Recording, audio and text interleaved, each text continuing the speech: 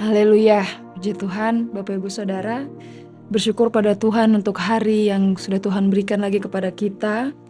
Mari sama-sama kita mau mengawali hari ini dengan mendengarkan bahkan merenungkan kebenaran firman Tuhan di hari ini. Puji nama Tuhan, tapi sebelum itu mari kita sama-sama bersatu dalam doa. Bapa di surga, dalam nama Tuhan Yesus, terima kasih untuk kemurahan Tuhan yang masih terus kami rasa sampai saat ini. Kami bersyukur padamu ya Tuhan, di hari ini kami akan kembali lagi mendengarkan kebenaran firman-Mu. Urapi kami semua dimanapun kami berada, urapi telinga-telinga kami, biarlah kami boleh mendengarkan kebenaran firman Tuhan dengan baik Tuhan, sehingga firman ini tidak lalu begitu saja, melainkan boleh tertanam di dalam hati dan kehidupan kami, dapat bertumbuh dan menghasilkan buah yang baik untuk Engkau dan untuk seluruh orang-orang yang ada di sekitar kami. Terima kasih Tuhan, urapi kami semua dimanapun kami ada, hati kami siap untuk kembali merenungkan kebenaran firman-Mu. Kami berdoa di dalam nama Tuhan Yesus Kristus. Haleluya, amin. Baik, puji nama Tuhan Bapak Ibu Saudara. Saya ingin mengawalinya dengan memberitahu satu permainan Bapak Ibu Saudara, yaitu ada satu permainan yang sangat terkenal di dunia, yang juga digemari oleh berbagai banyak kalangan, mulai dari anak-anak kecil, orang muda, sampai kepada orang-orang tua. Yang dalam permainan itu ada banyak orang di dalamnya. Kedua tim saling mengadu kecepatan dan ketangkasan satu sama lain. Yang kita tahu bersama permainan itu adalah permainan sepak bola.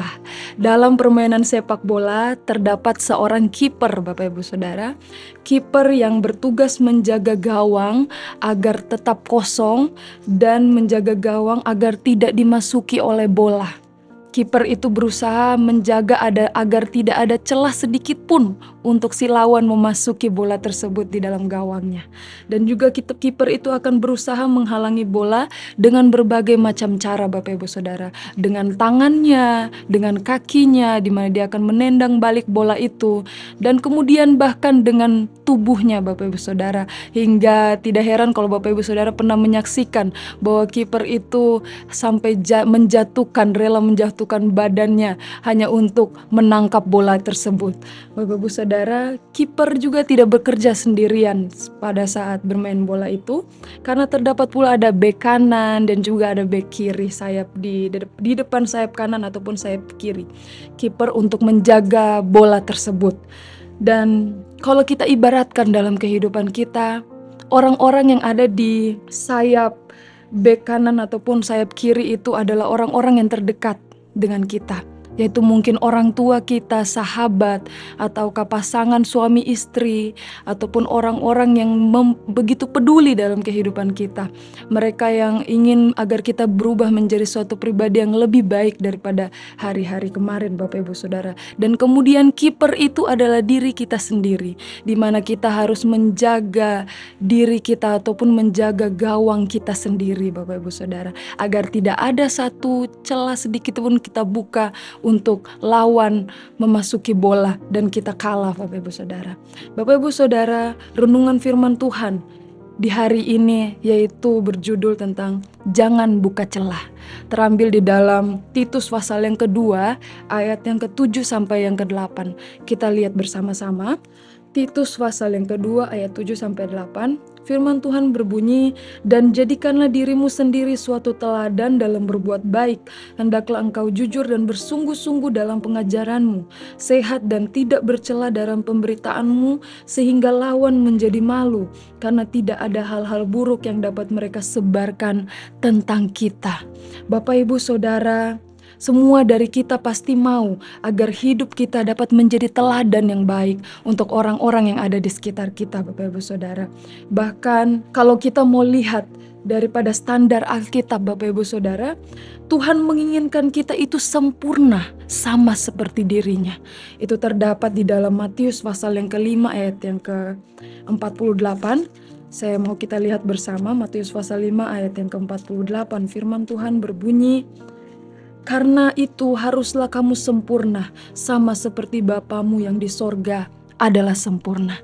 Tuhan mau kita hidup tidak bercela di hadapannya.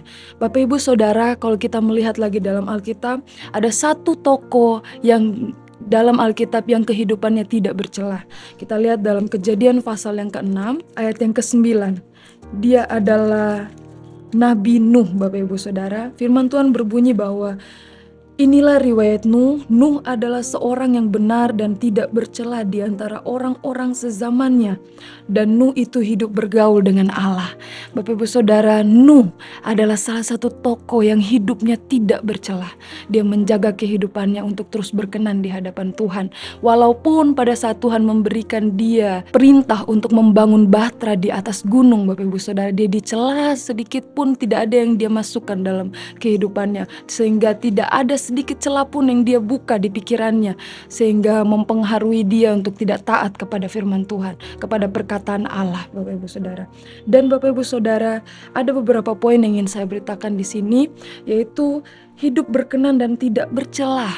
Bagaimana caranya, Bapak Ibu Saudara? Yang pertama yaitu selalu merenungkan Taurat Tuhan siang dan malam. Dalam Mazmur 1 ayat yang kedua, di mana harus kita merenungkan Taurat Tuhan itu siang dan malam, agar kita bisa tumbuh seperti pohon yang ditanam di samping, di pinggir aliran air, Bapak Ibu Saudara. Karena firman Tuhan itu yang akan menguatkan iman kita. Firman Tuhan itu yang akan membangkitkan percaya diri kita bersama-sama dengan Dia. Firman Tuhan itu yang akan menjaga pikiran kita.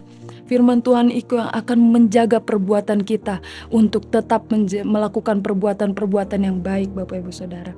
Hal yang kedua yaitu selalu memperhatikan mezbah doa kita. Dalam kitab Imamat berkata bahwa api harus terus dijaga agar terus menyala. Yang artinya kita harus terus membangun hubungan yang baik dengan Tuhan, Bapak Ibu Saudara. Menjaga mezbah doa kita untuk terus didapati bahwa di mezbah itu ada persembahan yang selalu kita berikan kepada Tuhan. Hal yang ketiga, karena dengan hubungan yang erat dengan Tuhan membuat kita mengerti kehendak Tuhan, membuat kita bisa hidup dipimpin oleh Roh Kudus, menuntun kehidupan kita, bahkan menolong kita untuk memenangkan pertandingan iman kita.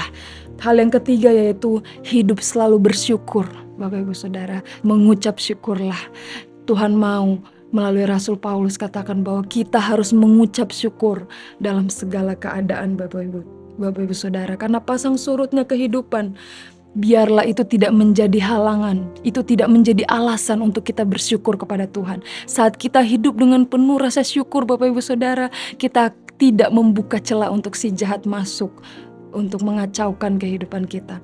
Karena Bapak Ibu Saudara, hidup yang bersyukur adalah hidup yang dapat menuntun kita untuk melakukan hal-hal yang baik. Sedangkan dalam ayat yang ke-7, di ayat pokok kita tadi, dan jadikanlah dirimu sendiri suatu teladan dalam berbuat baik. Hidup yang bersyukur dapat menuntun kita untuk melakukan hal-hal yang baik, Bapak Ibu Saudara. Dan Bapak Ibu Saudara, jangan pernah membuka celah, karena iblis hanya perlu celah kecil untuk membuat kita jauh daripada Tuhan. Dia tidak perlu lubang yang besar, Bapak Ibu Saudara. Dia hanya butuh celah kecil. Itu sebabnya kita tutup celah-celah yang ada dengan kita selalu dekat dengan Tuhan, hidup dipenuhi oleh Roh Kudus, hidup dituntun oleh kebenaran firman Tuhan. Agar di saat kita jauh, agar di saat kalau tanpa kita sadari kita sudah menyimpang, firman itu yang dapat meluruskan kita kembali. Puji nama Tuhan, Bapak Ibu Saudara. Ini saja yang menjadi pemberitaan firman Tuhan di hari ini. Biarlah kita sama-sama mau menjaga kehidupan kita daripada serangan-serangan si jahat tersebut. Puji nama Tuhan, Bapak Ibu Saudara. Satu lagi ayat saya akan tutup. Di ayat yang ke-8 tadi, sehat dan tidak bercela dalam pemberitaanmu, sehingga lawan menjadi malu, karena tidak ada hal-hal buruk yang dapat mereka sebarkan tentang kita. Biar firman ini kita mau terus tanamkan dalam kehidupan kita. Kita hidup tidak bercela, sehingga lawan kita, iblis, menjadi malu. Tak ada yang dapat mereka jelekan tentang kita. Puji nama Tuhan, Bapak Ibu Saudara, ini yang menjadi firman Tuhan. Mari sama-sama kita satu dalam doa. Bapa dalam kerajaan surga, terima kasih untuk hari ini Tuhan. Kami sudah mendengar firman-Mu, tanamkan firman-Mu ini terus dalam kehidupan kami. Berkati setiap jemaat-Mu di sepanjang hari ini, apa yang mereka kerjakan, apa yang mereka perbuat, sekolah, pekerjaan, bahkan usaha mereka, pelayanan. Tuhan, Engkau memberkati mereka. Tuntun langkah mereka di sepanjang hari yang baru ini. Biarlah mereka hidup dalam penyertaan dan pemeliharaan Tuhan senantiasa. Terima kasih Tuhan, tanamkan terus firman ini dalam dalam kehidupan kami, agar kami terus hidup tidak bercela di hadapan Tuhan seperti yang Engkau inginkan. Terima kasih Bapa, kami sudah berdoa dan alaskan doa kami di dalam nama Tuhan Yesus Kristus. Haleluya. Amin. Bersama Yesus, aku kuat.